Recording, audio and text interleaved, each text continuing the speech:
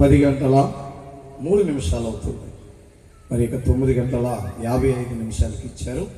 మరి ఇంకా 9:30కి ఇస్తారేమని ఆశపడ్డాను. కనుక దేవుని చిత్తమైతే వాతావరణంలో ప్రార్థన చేస్తూనే ఉన్నాను. ట్రైన్లో వస్తానే వర్షం వస్తూ ఉంది. ప్రార్థన చేస్తున్నాను, ప్రభువా నీ దాసుడు నిలబడేసరికి వర్షాన్ని లేకుండా ఆఫ్ చేయి తండ్రి, నీ దాసుడిని వ్యర్థపరచొద్దు నాయన అని ట్రైన్లో ప్రార్థన చేసుకుంటానే వచ్చాను. ట్రైన్లో దిగినప్పుడు కూడా చినుకులు పడతా ఉంటే అక్కడ నిలబడి మళ్ళీ ప్రార్థన చేసుకున్నాం. ఇంట్లో కూడా ప్రార్థన చేసుకున్నాం. ఎందుకంటే నీ దాసుడు నోటంట మాటలు వ్యర్థం కానివ్వద్దు నాయన, విత్తబడే విత్తనాలు ఫలించాలి తండ్రి. నా ప్రయాసను బట్టి ఎంతో ప్రయాసపడి గుంటూరు నుంచి వచ్చాను ప్రభువా, నా ప్రయాసను బట్టి అక్కడ విత్తనాలు ఫలించులాగున సహాయం చేయమని దేవుడిచ్చిన మహాకృప. కనుక నేను మరి కృపదాస్ 2000వ సంవత్సరం అయితే యాక్చువల్గా 2000వ సంవత్సరంలో ఈ వెస్ట్ గోదావరి పరిసర ప్రాంతాలకి మొట్టమొదటిసారిగా ఈ భీమవరం అంటే ఈ బెల్ట్కి నేను వచ్చింది కమతాలపల్లికి. మొట్టమొదట మా ప్రియులు మా మాస్టర్ గారు ఎవరైనా వచ్చారా? చాలా సంతోషం. కమతాలపల్లికి మా మాస్టర్ గారు అయినటువంటి రాజమండ్రిలో మా యొక్క ఏలేడి చిన్నుబాబు గారు నన్ను తీసుకొచ్చారు 2000వ సంవత్సరంలో. ఆయన వేసినటువంటి విత్తనం కమతాలపల్లిలో ఆయన 2000లో నేను, మధుబాబు గారు, చనిపోయిన కాకినాడ మధుబాబు గారు, హిందూపురం రంగరాజన్ గారు, మేము ముగ్గురు ప్రసంగికులం. వాళ్ళిద్దరిలో నేనే చిన్నోడిని, పిల్లోడిని అనమాట. 25 సంవత్సరాలు అంటే ఇప్పుడు నా వయసు 51 సంవత్సరం. అంటే ఎంత? 25 + 26 సంవత్సరాలు కుర్రోడుగా వచ్చాను అక్కడికి కమతాలపల్లికి. అసలు 3 రోజులు ఉంటానన్న రంగరాజన్ గారు 2వ రోజునే అర్ధాంతరంగా వెళ్ళిపోయాడు. ఎందుకంటే దేవుని మహాకృప 4 రోజులు కూడా నేనే ప్రసంగం చేశాను.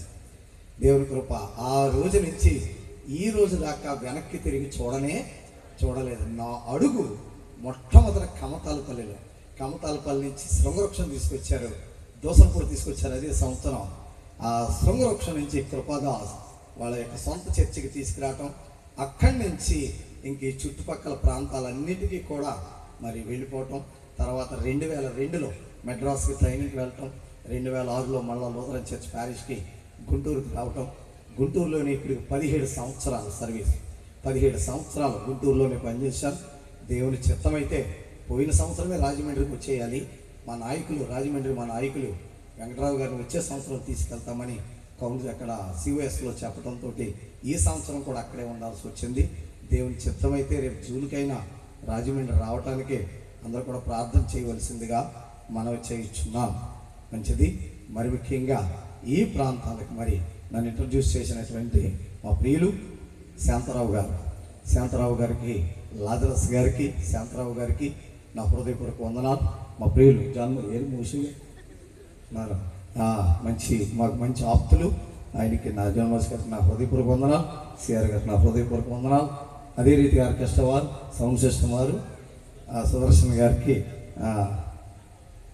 శాంతారావు ప్రసాద్ గారు, వాళ్ళంటే కొన్ని శాంతారావు గారు ఎప్పుడు కమ్యూనికేట్ చేస్తూ ఉంటాడు ఆయన. ప్రసాదరావు గారికి, శాంతారావు గారికి, వీరందరికీ ఆనాడు వీరవాసరం పెద్దపేట ఇక్కడ అంబేద్కర్ భవనం ఏదో ఉండేది, అందులో పెట్టారు నన్ను. అది కనుక ఇక్కడి నుంచి మొత్తం చాలా వరకు దేవుడు ఈ రోజుని దేశ విదేశాల్లో, అదే రీతిగా ఆరాధన టీవీలో కూడా నా వాక్యాలు దేవుడు ఇచ్చాడు. దేవుని కృపను బట్టి ఆరాధన టీవీలో కూడా మాట్లాడే స్థాయికి వెళ్ళింది.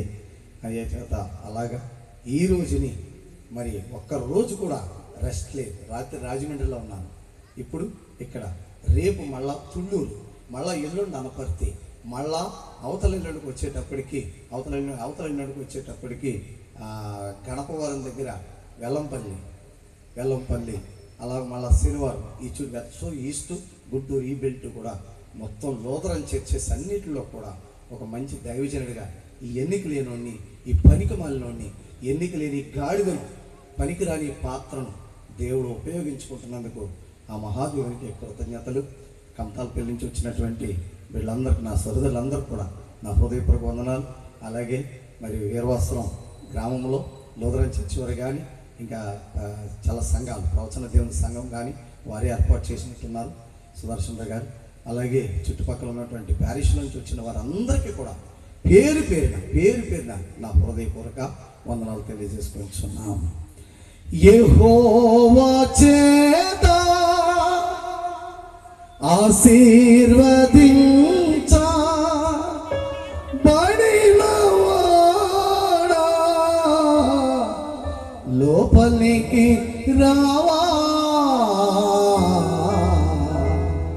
నీవు బయట నిలువనేలా. యెహోవా చేత ఆశీర్వదించబడినవాడా లోపలికి రావా, నీవు బయట నిలువనేలా.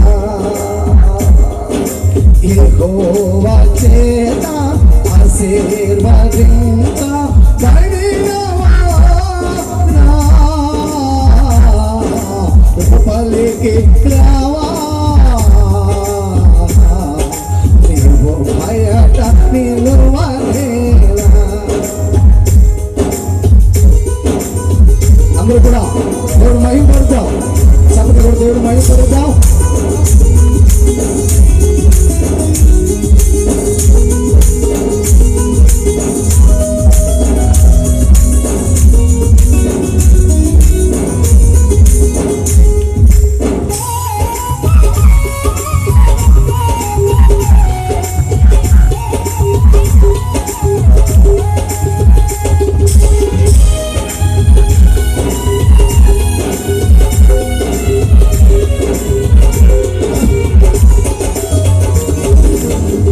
దేవుని రక్షణ ఓడలోపల రక్షింపబడే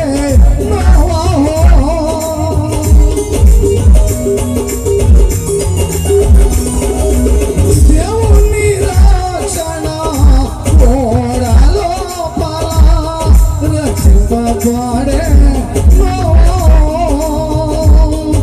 దేవుని మాట వినగా వెలుపలను ఉన్న ప్రజలు,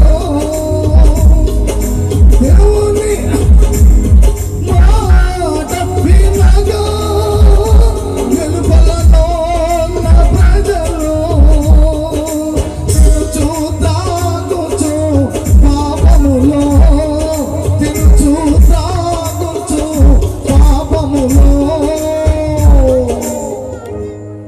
నశించిరి జల ప్రళయములో, నశించిరి జల ప్రళయములో. యెహోవా చేత ఆశీర్వదించబడినవాడా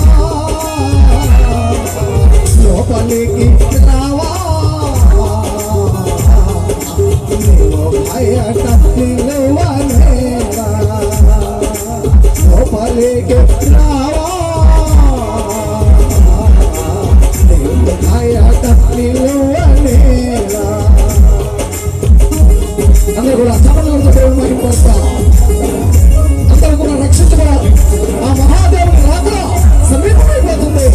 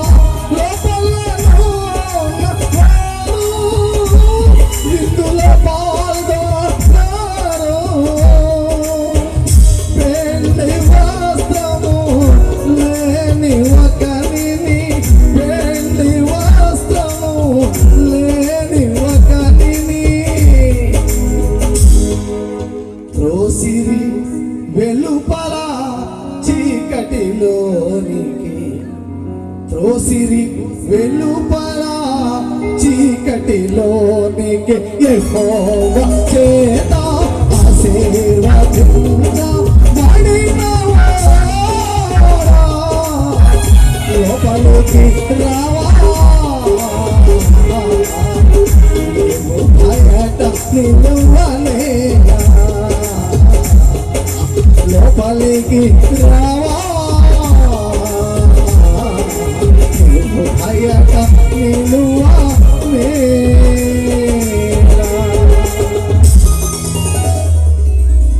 ఆ మహాదేవునికి మహిమ కలుగును గాక. వాక్య ధ్యానంలోనికి వెళ్ళబోతున్నాం. వేయబడినటువంటి అంశం రాత్రి కాలం మందు దైవజనులు ఏం చదివి మరి దేని మీద మాట్లాడారో నాకైతే తెలియదు, కానీ అంశం మీద మాట్లాడటం మాత్రమే దాదాపు నాకు దేవుడిచ్చినటువంటి మహాకృప.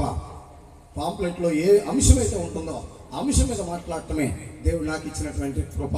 కనుక అంశంలో ఉన్నటువంటి రహస్యం అది ఏంటనేటువంటిది, అది ఈ సంవత్సరం అంతా దేవుడు మనతో దేంతో మాట్లాడబోతున్నాడు అనేది నా వాక్యం మీకు తెలుసు. ఎన్నో సంవత్సరాలకు వింటున్నారు. విమర్శ ఉండదు, ఎవరిని కించపరచటం ఉండదు, ఎవరిని దూషించటం ఉండదు, ఎవరిని ఏలెత్తి చూపటం ఉండదు. సబ్జెక్టు చెప్పుకుని వెళ్ళటమే తప్ప, అర్థమైందా? సబ్జెక్ట్ చెప్పుకుని వెళ్ళటమే, మంచి వాక్యాన్ని, మర్మయుక్తమైనటువంటి వాక్యాన్ని చెప్పుకుంటూ వెళ్ళటమే తప్ప విమర్శించడం, కించపరచడం ఇవన్నీ కూడా నా ఇన్ని సంవత్సరాల్లో నాకు ఏనాడు లేదు, ఇంకా రాబోదుకున్నా. ఎందుకంటే సబ్జెక్ట్ చెప్పుకోవడానికే నాకు టైము సరిపోవట్లేదు, ఉన్న టైంకే సరిపోవట్లేదు. కనుక ఇంకొకళ్ళు వేలెత్తి ఎప్పుడు మనలో ఒకళ్ళు విమర్శిస్తామో అప్పుడు మన జ్ఞానం చచ్చిపోద్ది. మనలో విమర్శ అనేది ఎప్పుడు వస్తుందో, ఎదటి వాళ్ళు ఎప్పుడు విమర్శిస్తామో, ఎవరిని దూషిస్తామో, ఎవరిని వేలెత్తి చూపుతామో ఆనాడు మనలో ఉన్న జ్ఞానం ఏమైపోద్ది, చనిపోతుంది. దేవుడు మనతో మాట్లాడటం మానేస్తాడు. లోపలికి సాతానుడు వచ్చేస్తాడు, సాతానుడు మాట్లాడటం మొదలెడతాడు. కనుక సాతానుకు అవకాశం ఇవ్వడానికి లేదు. దేవుని వాక్యం ఆత్మ సత్యంతో బయటికి వెళ్లాల్సిందే. చదువమా.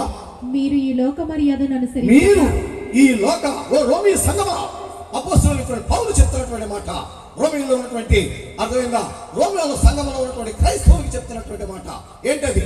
ఈ లోక మర్యాదను అనుసరింపగా, ఈ లోక మర్యాదను అనుసరింపగా, ఉత్తమమును అనుకూలమును సంపూర్ణమైన దేవుని చిత్తమేదో పరీక్షించి తెలుసుకొనున్నట్లు మీ మనస్సు మారి, ఏం మారాలి? మనస్సు మారి, మీ మనస్సు మారి నూతన మగుట వలన. అంటే మనసు అలా కొత్తగా మారుతుందండి. ఇప్పుడు అలాంటి నల్లగా ఉన్నాను అంటే నూతనంగా మారటం అంటే కదా ఎర్రగా ఉంటాం. ఎర్రగా అవటం అంటే ఏం బాగుంటుంది? దేవుడు రాసుకోవాలి ఫిరంలోని ఇంకోటి ఏదో ఒకటి రాత్రి అంతా పూసేసి, అర్థమైందా? ఎర్రగా మారితే ఏమవుతాను? నా శరీరం రూపాంతరం చెంది నూతనంగా మారుతాను. ఊరే పోయిన సంవత్సరం వచ్చినప్పుడు మసి బొద్దులాగా ఉన్నాడు వెంకటరావు గారు, ఈ సంవత్సరం కదా ఎర్రగా ఉన్నాడు.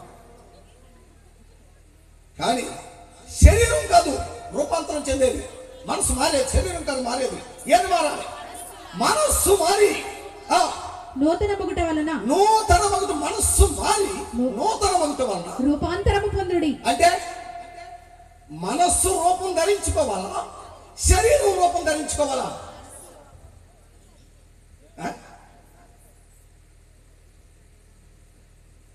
మరి అది సుదర్శన్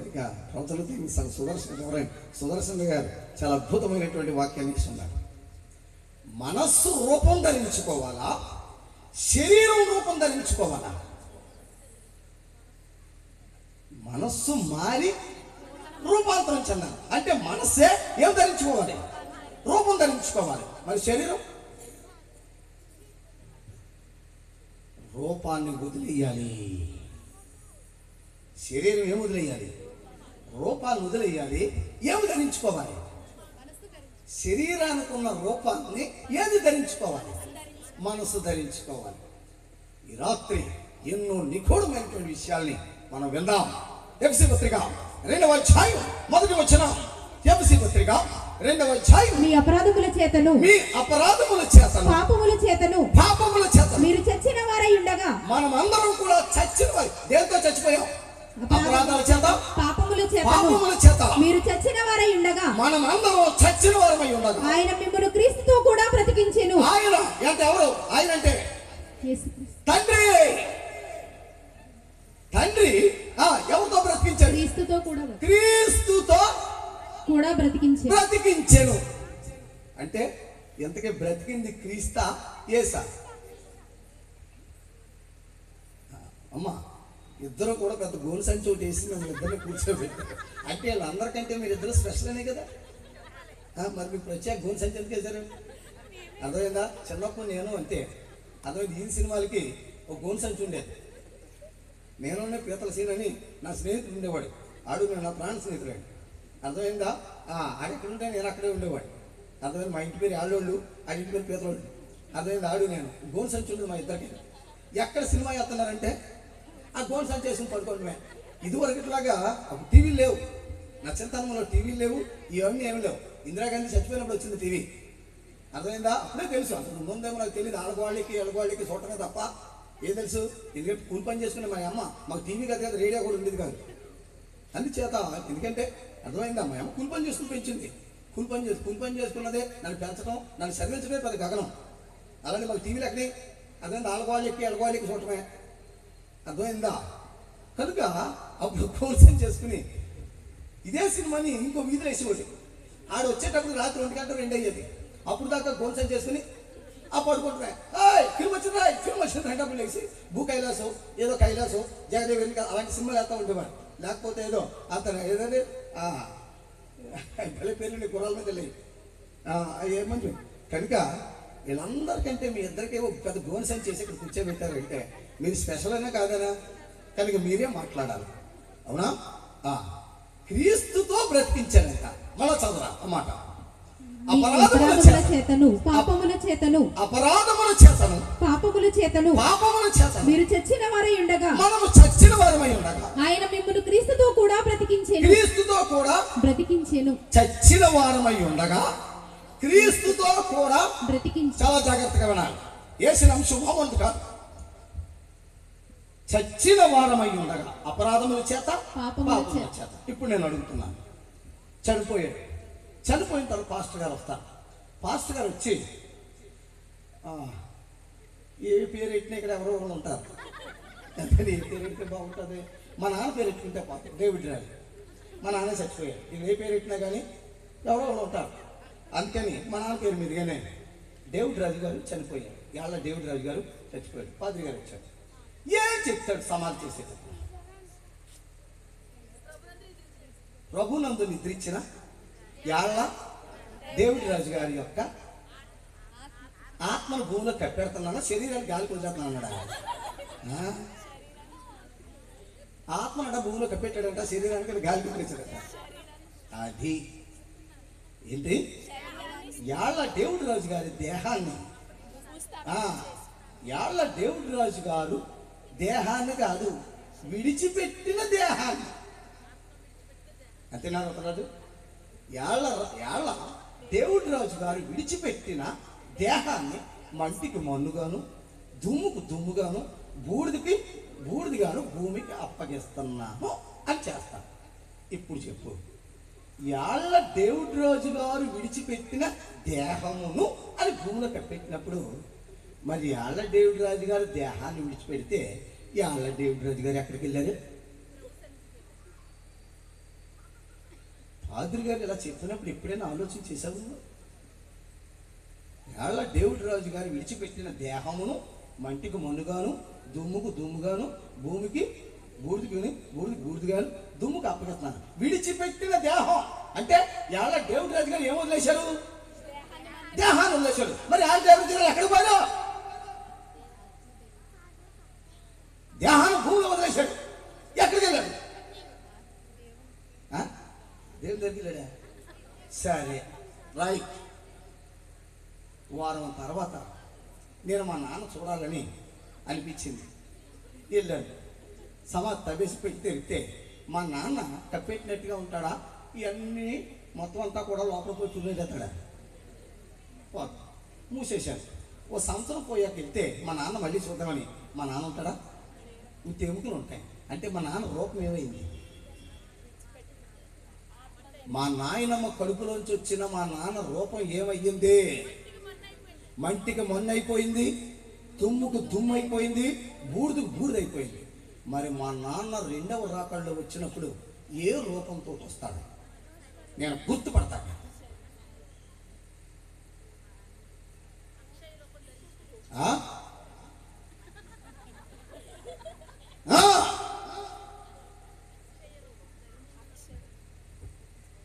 వచ్చామా, లేకపోతే ఆ కథలు ఈ కథలు వాళ్ళని తిట్టామా, వీళ్ళని విమర్శించామా, వాళ్ళని ఆ దేవతలను తిట్టామా, ఈ దేవుని తిట్టామా, ఇవన్నీ ఎందుకు వచ్చిన ప్రసంగాలు చెప్పగలిగితే దమ్ము ఉంటే సబ్జెక్ట్ చెప్పగలగాలి. అంతే తప్ప ఈరోజు ఫ్యాషన్ అయిపోయింది ప్రతి ఒక్కరికైనా. దేవతల్ని దేవుళ్ళని వాళ్ళని తిడతాం, వీళ్ళని తిడతాం, ఆ సేవకుని విమర్శిస్తాం, ఈ సేవకుని విమర్శిస్తాం, వాళ్ళని తిడతాం, వీళ్ళని తిడతాం. కుర్రోళ్ళు కూడా ఈ అలవాట్లు అయిపోయినాయి యవనస్తులకి. ఇలా తిడితే పెద్ద ప్రసంగికులు వాళ్ళ దృష్టిలో, యవనస్తుల దృష్టిలో ఎవరినైనా విమర్శిస్తే పెద్ద ప్రసంగికులు అనుకుంటున్నారు. అలాంటి వాడిని వెంబడిస్తే ఆడు బాగానే ఉంటాడు, పోతాడు. రేపన్న రోజుని ఏదైనా ఇబ్బంది వస్తే సంఘాల్లో ఎవరి వలన అటువంటి వాళ్ళని అనుసరించడం వలన సబ్జెక్టు చెప్పేటువంటి సబ్జెక్టు చెప్పగలిగేటువంటి దమ్ము ఉండాలి. అలాగైనా మనస్సు మారి ఏమైంది?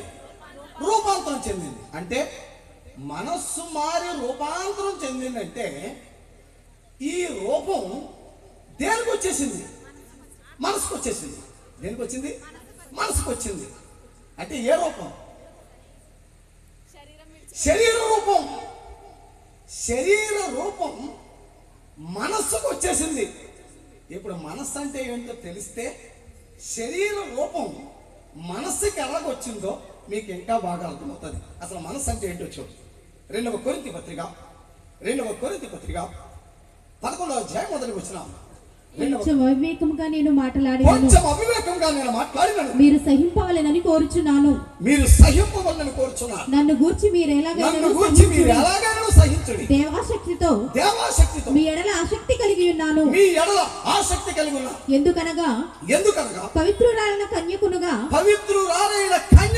ఒక్కడే పురుషునికి అనగా క్రీస్తుకు సమర్పింపవలెనని మిమ్మును ప్రదానము చేసి తిని గాని సర్పము తన కుయుక్తి చేత హవ్వను మోసపరచునట్లు మీ మనస్సులను చెరుపబడి. అంటే హవ్వకేం చెప్పేశాడు? మనస్సు చెప్పేశాడు.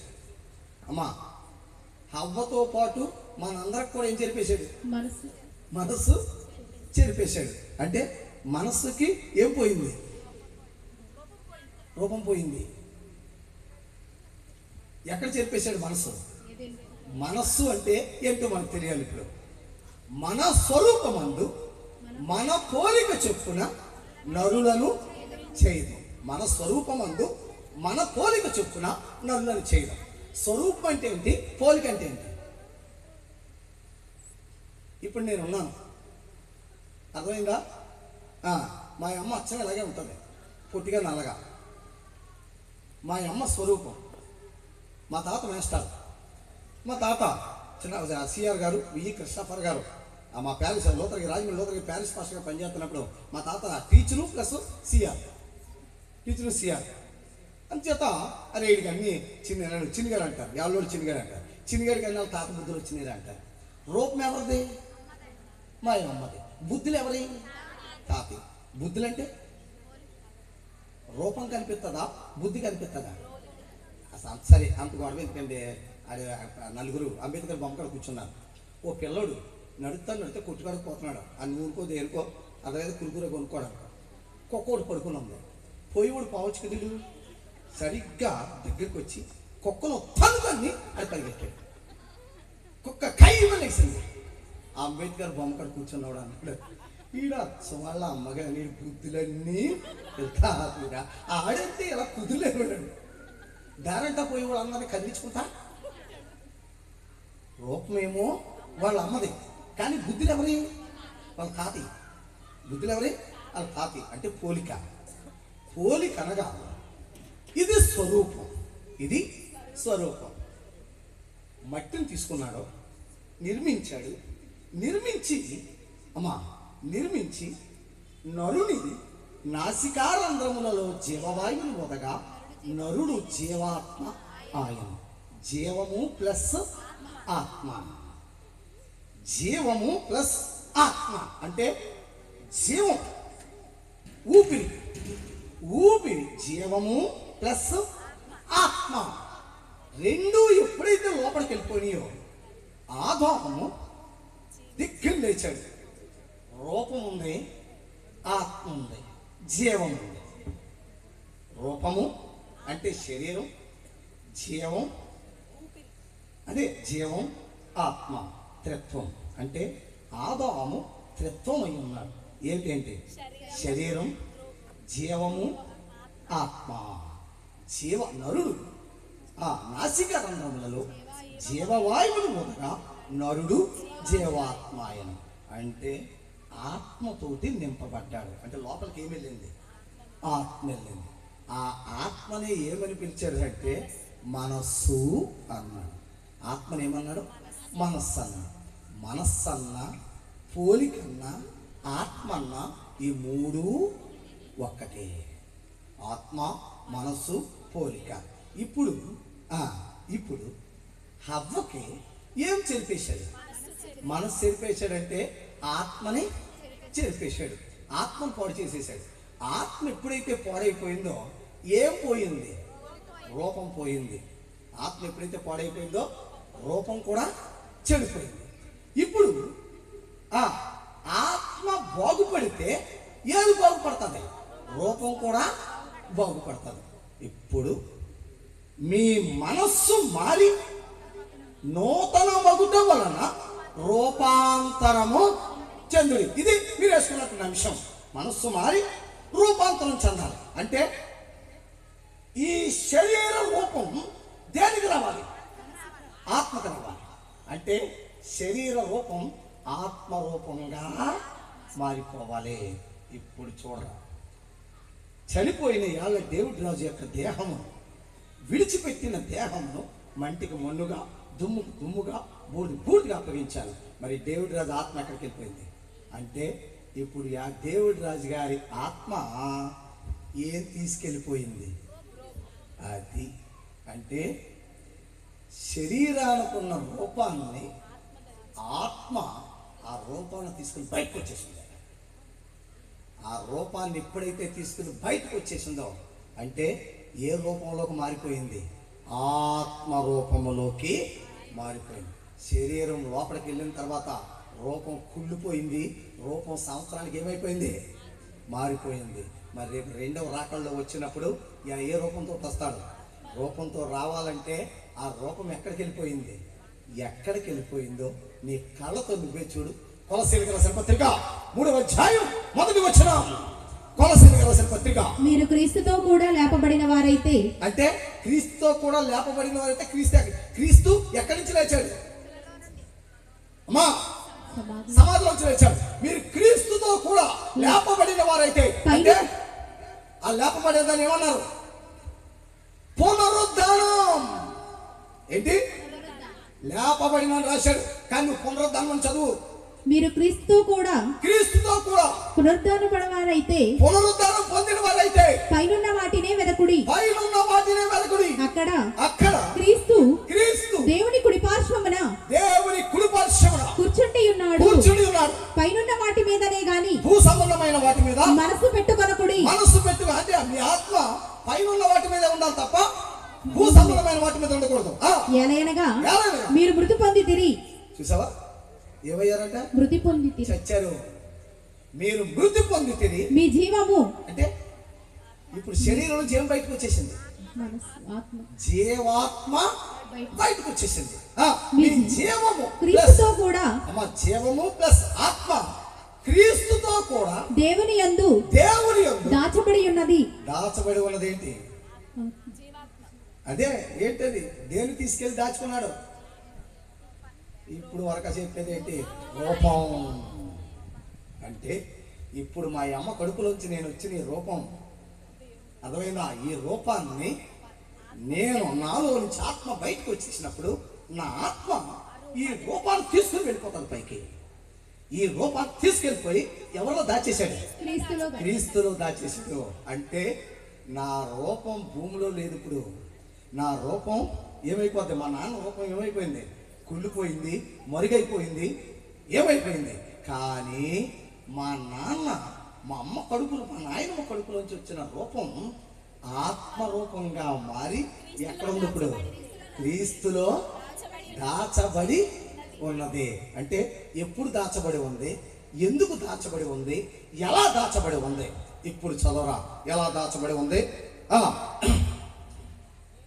మనకు ఇంకా పైకి రావాలి, ఇందాక చదివిన మాట చదవాలి. పైనున్న వాటి మీదనే గాని, దాని పైన ముందు ఇంకా మొదలు వచ్చిన మీరు క్రీస్తుతో కూడా లేపబడిన వారైతే. అంటే మనం ఎవరితో లేపబడాలి? క్రీస్తుతో. క్రీస్తు పునరుద్ధారణే లేచాడు. మనం కూడా ఏమవ్వాలి? మనం కూడా పునరుద్ధానంలో తిరిగి లేవాలి. అందుకనే ఎఫెసీయులకు రాసిన పత్రిక 2వ అధ్యాయం 1వ వచనం, మీరు మీ అపరాధముల చేతను పాపముల చేతను మీరు చచ్చిన వారై ఉండగా. అంటే ఏమైపోవాలి? మనం మృతులం అయిపోవాలి, చచ్చిపోవాలి. చచ్చిన వారమై ఉండగా ఆయన మిమ్మును, దేవుడు మిమ్మును మనల్ని క్రీస్తుతో కూడా బ్రతికించెను. బ్రతికించాడు. ఎందుకు బ్రతికించాడు అంటే, మన రూపం దాచబడాలి అంటే క్రీస్తు లేచాడు గనక క్రీస్తుతో పాటు మన రూపాన్ని అంతటిని కూడా ఎవరిలో దాచాలి? క్రీస్తును దాచాలి. క్రీస్తుతో మనల్ని బ్రతికించాలి. ఇప్పుడు చెప్పమ్మా, క్రీస్తులో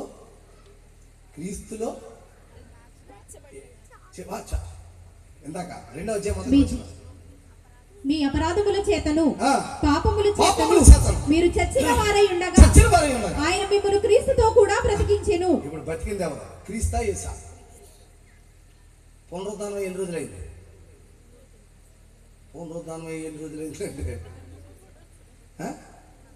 మొన్న ఆదివారం కాక అంత ముందు ఆదివారం. అంటే ఎన్ని రోజులు? అయ్యో 3, అయ్యో 7. ఎన్ని రోజులు? పునరుద్ధానమై 10 రోజులైంది. క్రీస్తుతో బ్రతికించాడు. బ్రతికింది క్రీస్తా, యేసా? మరి యేసడి సమాధిలో